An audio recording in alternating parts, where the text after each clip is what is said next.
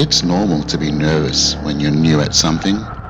It's actually healthy to be cautious as you learn. It also helps new rider anxiety when you know others have felt the same way and come out on the other side.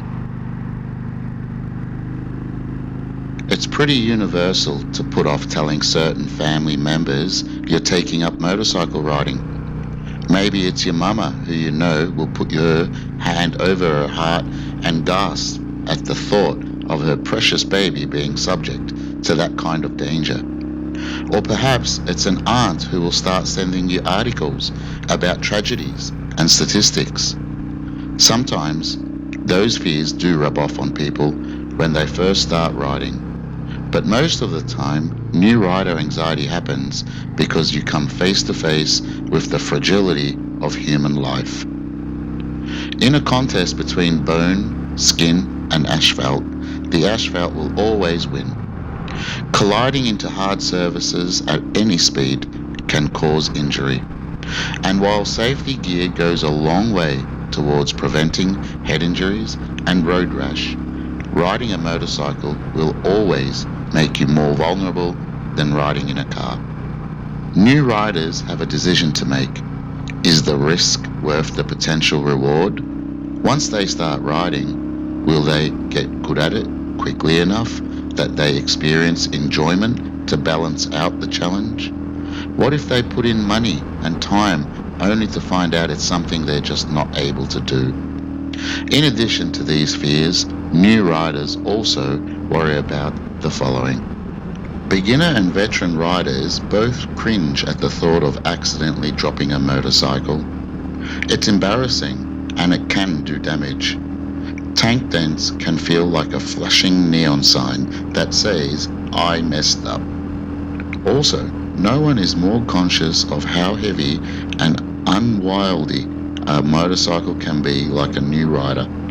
But it's kind of like getting a new car. Eventually, you're probably going to get a ding.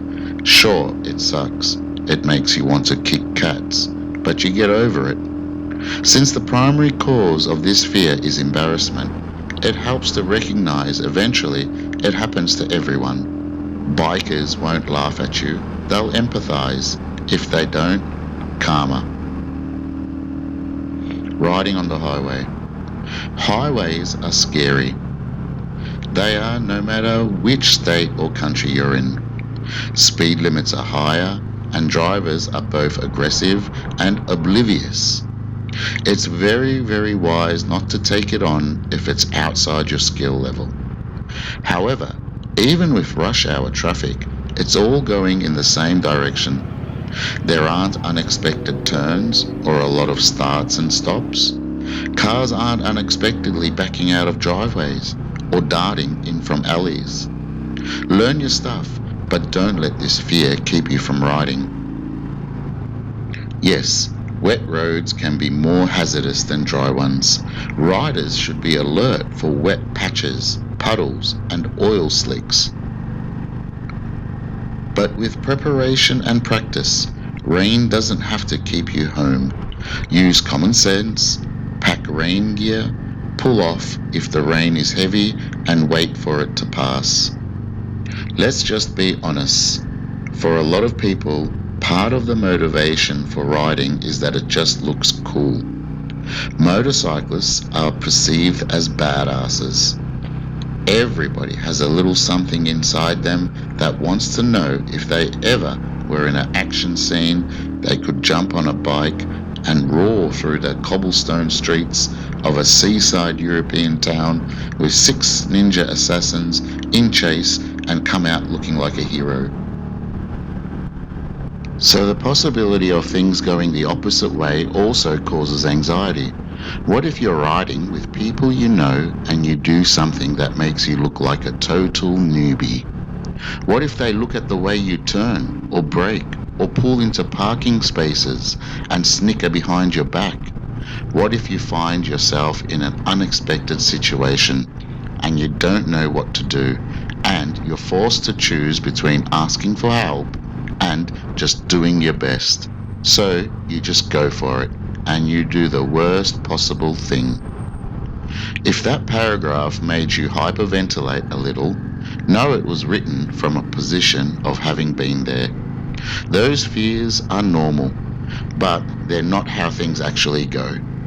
Everybody was a beginner once, so the people worth riding with are supportive and encouraging. If that's not your group, find another one.